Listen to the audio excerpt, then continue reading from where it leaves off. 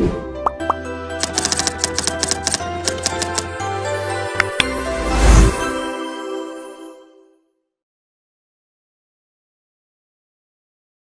teman-teman, perkenalkan nama saya Suci Ramdan dengan NIM 230905502019 dari program studi kewirausahaan Fakultas Ekonomi dan Bisnis Universitas Negeri Makassar.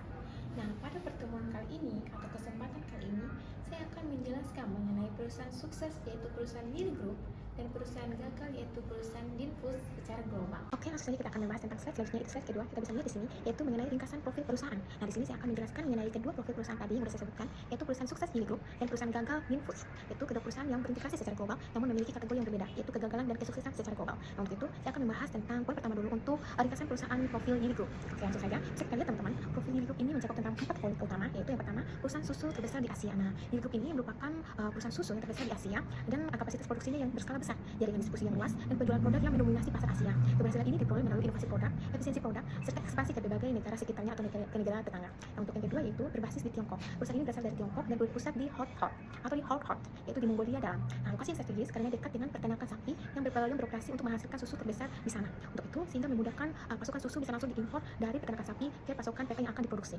Kita bisa melihat untuk poin selanjutnya itu poin ketiga, yaitu memiliki pabrik dan pusat R&D internasional. Nah, Yili Group tidak hanya memproduksi di dalam negeri, tetapi juga membangun pabrik dan pusat penelitian di berbagai negara. Upaya ini dimaksud untuk meningkatkan kualitas, mempercepat inovasi, dan mengikuti standar internasional sehingga produk dapat diterima di negara lokal atau di keadaan lokal dengan negara yang menjadi tujuannya. Ada poin terakhir untuk kesuksesan Yili Group yaitu produk. Nah, produk ini Yili Group mencakup produk susu, yogurt, es krim, dan nutrisi. Nah, produk Yili Group mencakup berbagai kategori seperti yang saya sebutkan tadi, yaitu seperti susu cair, susu buku, yogurt, es krim, dan nutrisi, serta kesehatan. Diversifikasi produk ini membuat Yili Group mampu menjangkau konsumen dari berbagai segmen dan memperkuat posisi mereka di industri pangan. Selanjutnya, saya akan membahas mengenai singkatan profil dari perusahaan gagal global, yaitu Dinfus. Kita bisa melihat teman-teman di bawah dari perusahaan Yili Group tertulis perusahaan Dinfus. Perusahaan Dinfus ini mengalami kegagalan global. Maksudnya kita akan membahas tentang poin di dalamnya, yaitu pertama, produsen susu terbesar di Amerika Serikat. Nah, Dinfus ini pernah menjadi produsen susu terbesar di Amerika Serikat dengan jaringan distribusi nasional dan merek susu yang dikenal oleh masyarakat di sana. Skalanya yang besar membuat perusahaan ini menjadi pemain utama dalam industri susu di Amerika Serikat. Nah, untuk yang kedua itu fokus pada pasar domestik. Perusahaan ini sebagian besar beroperasi di dalam negeri dan tidak melakukan ekspansi atau ekspor di luar negeri untuk internasional. Nah, fokus yang terlalu strict ini membuat mereka sangat bergantung pada kondisi pasar Amerika Serikat sehingga tidak memiliki sumber keuntungan dari pasar luar negeri atau pasar-pasar tetangga. Yang ketiga, tidak berdiversifikasi ke pasar global. Dinfus tidak menyambungkan produk maupun pasar di luar Amerika Serikat. Kurangnya diversifikasi ini membuat perusahaan rentan terhadap perusahaan lokal atau perusahaan pesaing di sana. Nah, seperti penurunan konsumsi susu tradisional dan meningkatnya pesaing alternatif susu nabati. Adapun poin keempat atau poin terakhir dari kegagalan perusahaan ini yaitu mengalami penurunan penjualan dan bangkrut pada tahun 2019. Karena persaingan yang ketat, perubahan tren konsumsi dan manajemen yang sulit beradaptasi, penjualan Dinfus terus menurun. Tekanan finansial yang besar akhirnya membuat perusahaan ini mengajukan kebangkrutan pada tahun 2019. Untuk itu, perusahaan Dinfus sendiri mengalami kebangkrutan pada tahun 2019. Oke teman-teman, di slide ketiga kita akan membahas tentang faktor sukses perusahaan Yili Group secara global. Langsung saja kita akan membahas tentang poin-poin di dalamnya. Yang pertama itu ekspansi internasional melalui akuisisi dan joint venture. Nah, perusahaan Yili Group berhasil berkembang pesat karena aktif melakukan ekspansi internasional melalui akuisisi dan kerjasama strategis dengan perusahaan luar negeri, teman-teman. Langkah ini memungkinkan Yili Group mengakses teknologi baru, memperluas jangkauan pasar, memperluas jaringan distribusi, serta memperkuat posisinya di berbagai pasar global dengan lebih cepat. Adapun poin keduanya yaitu teman-teman, investasi besar dalam R&D global. Perusahaan ini menanamkan investasi besar pada pusat penelitian dan pengembangan atau R&D di berbagai negara.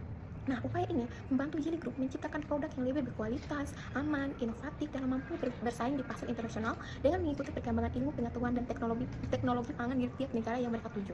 Adapun yang ketiga itu adaptasi budaya dan penyesuaian produk. Yili Group juga sukses karena mampu menyesuaikan produk mereka dengan preferensi budaya dan selera konsumen di setiap negara. Nah, perusahaan ini hanya menjual produk standar. Nah, perusahaan ini tidak hanya menjual produk standar, tetapi menyesuaikan rasa, kemasan, nutrisi, dan strategi pemasarannya agar sesuai dengan karakteristik pasar global yang telah mereka tuju dan telah mereka target. Mereka menyesuaikan ini untuk pasar lokal mereka, untuk pasar lokal atau kewarga negara lokal yang mereka tuju.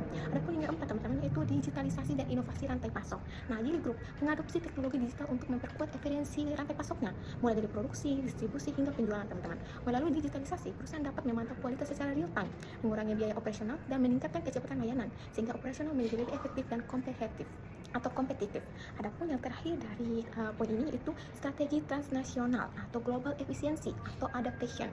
Langsung saja kita akan membahasnya. Keberhasilan Yili Group juga ditopang oleh strategi tradisionalnya yang menggabungkan efisiensi global dengan kemampuan adaptatif lokal. Dengan pendekatan ini, Yili dapat memproduksi secara efisiensi dalam skala besar, namun tetap fleksibel untuk memenuhi kebutuhan khas tiap pasar. Strategi ini memiliki keseimbangan antara keuangan global dan kedekatan dengan konsumen lokal. Itu teman-teman poin ketiga yang telah kita bahas tentang mengenai kesuksesan Yili Group. Selanjutnya kita akan membahas slide selanjutnya. Oke teman-teman, selanjutnya kita akan membahas tentang slide keempat. Kita bisa lihat di sini. Slide keempat ini kita akan membahas tentang penyebab kegagalan perusahaan Dinfus secara global. Nah, pada slide ini kita akan membahas mengenai kenapa sih perusahaan Dinfus bisa mengalami kegagalan. Adapun beberapa poin mencakup di dalamnya, langsung saja kita bahas satu persatu. Oke, yang pertama itu tidak beradaptasi dengan digitalisasi. Nah, Dinfus gagal mengikuti transformasi digital dari industri pangan, terutama pada sistem distribusi, pemasaran online, dan integrasi e-com. Ketertinggalan ini membuat mereka kalah bersaing dengan perusahaan yang lebih cepat memanfaatkan teknologi digital dan untuk menjangkau konsumen di sekitar mereka. Itulah penyebab kegagalan perusahaan Dinfus ini. Untuk poin pertama. Selanjutnya untuk poin kedua itu kita bisa melihat teman-teman, yaitu tidak mengikuti perubahan tren konsumsi atau plan basic milk. Oke teman-teman. Nah ini saat permintaan terhadap susu nabati seperti almond, oat, dan kedelai meningkat drastis, Dinfus tetap fokus pada susu hewani tradisional mereka. Ketidakmampuan membaca perubahan ini, preferensi ini membuat konsumen enggan untuk tetap menjadi pelanggan setia mereka dan dianggap kurang relevan di pasar modern ini atau tetap ketinggalan zaman teman-teman. Yang ketiga itu minim inovasi produk. Nah inovasi produk Dinfus berjalan lambat teman-teman, sehingga mereka tidak mampu menawarkan variasi atau nilai tambah baru bagi konsumen. Sementara kompetitor terus menciptakan produk inovatif, Dinfus tetap dengan portofolio lama mereka dan tidak berperan kompetitif secara global. Adapun yang keempat itu bergantung pada pasar domestik teman-teman. Nah perusahaan ini sangat bergantung pada pasar Amerika Serikat dan tidak melakukan ekspansi internasional. Ketika pasar domestik mengalami penurunan konsumsi susu, Dinfus tidak memiliki pasar alternatif untuk menopang pendapatan mereka dan tetap berpegang teguh pada pendirian mereka itu pasar domestik. Adapun poin terakhir dari slide tempat ini itu kita bisa lihat teman-teman, beban biaya tinggi dan persaingan yang ketat. Nah, Dinfus mengalami struktur biaya yang operasional yang sangat besar, termasuk biaya produksi, distribusi, dan tenaga kerja. Pada saat yang sama, persaingan semakin ketat dari merek besar seperti Walmart, perusahaan susu nabati, dan produsen lokal. Kombinasi ini mempengaruhi membuat perusahaan mereka makin merugi dan berisiko kebangkrutan perusahaan. Tadi sudah saya jelaskan sebelumnya bahwa perusahaan ini mengalami kebangkrutan pada tahun 2019. Nah, langsung saja kita akan membahas slide berikutnya itu tabel perbandingan perusahaan Gili dan Dinfus. Oke teman-teman, selanjutnya saya akan membahas mengenai slide kelima ini. Kita bisa melihat di slide ini kita akan membahas tabel teman-teman. Yang dimana kita akan membahas tentang tabel perbandingan perusahaan sukses yaitu perusahaan Gili Group dan perusahaan gagal yaitu perusahaan Dinfus secara global. Langsung saja kita bisa melihat di tabel ini ada beberapa aspek yang akan kita bahas. Selanjutnya kita akan membahas tentang aspek pertama yang terlebih dahulu, yaitu aspek strategi global. Nah yang pertama, Gili Group menerapkan strategi nasional dengan menggabungkan efisiensi global dan adaptasi lokal melalui ekspansi ke berbagai negara, akuisisi perusahaan luar negeri, serta membangun pusat R&D internasional. Berbeda dengan Dinfus, sebaliknya tidak melakukan ekspansi global dan hanya berfokus pada pasar domestik Amerika sehingga mereka tidak memiliki daya saing internasional. Adapun poin keduanya atau aspek keduanya itu aspek inovasi. Gili Group berinovasi besar dalam riset dan pengembangan lokal, pengembangan global untuk menciptakan produk susu inovatif, meningkatkan kualitas dan mengikuti kebutuhan konsumen dunia. Sedangkan Dinfus memiliki inovasi yang minim sehingga sulit bersaing terutama saat produk baru yang meningkatnya susu nabati untuk konsumen atau meningkatnya permintaan konsumen susu nabati. Jadi mereka tidak mampu mengimbangi permintaan konsumen mereka dan tetap pada stok domestik mereka.